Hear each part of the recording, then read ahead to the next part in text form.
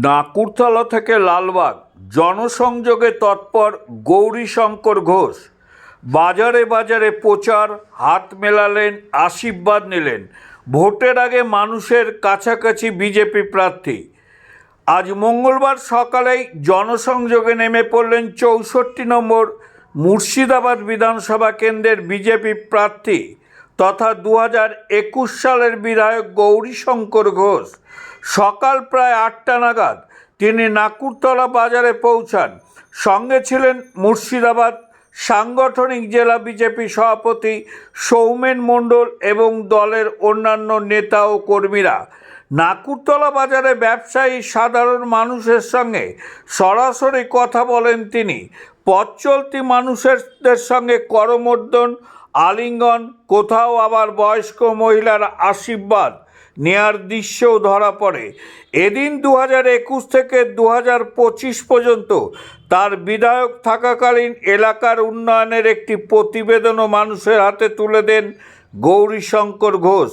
এরপর তিনি লালবাগ পাঁচরাহা বাজার সংলগ্ন নেতাজি মার্কেটে যান। সেখানে মৎস্য ব্যবসায়ী, দোকানদার ও ক্রেতাদের সঙ্গে কথোপকথনের মাধ্যমে জনসংযোগ চালান। বাজারের ভিতর ঘুরে ঘুরে একাধিক দোকানে ঢুকে তিনি স্থানীয় সমস্যার কথা শোনেন বলে জানা যায়। জনসংযোগ শেষে গৌরীশঙ্কর ঘোষ বলেন, গত কয়েক বছরে যে উন্নয়ন হয়েছে তা মানুষের কাছে তুলে ধরতেই আমরা মাঠে নেমেছি।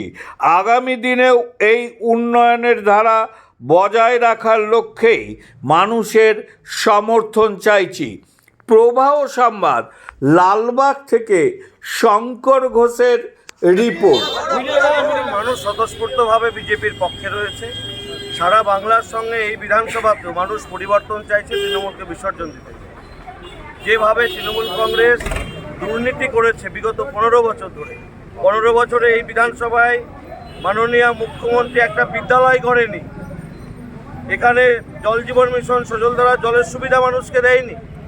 এখানে হাজার হাজার বেকার ছেলেমেয়ে যাদের মেধা রয়েছে, যোগ্যতা রয়েছে, তাদের চাকরি খোলা মার্কেটে বিক্রি করেছে, তাদের চাকরি দেয়নি। এখানকার মানুষকে পরিযায়ী শ্রমিক বানিয়েছে, কর্মসংস্থান দেয়নি।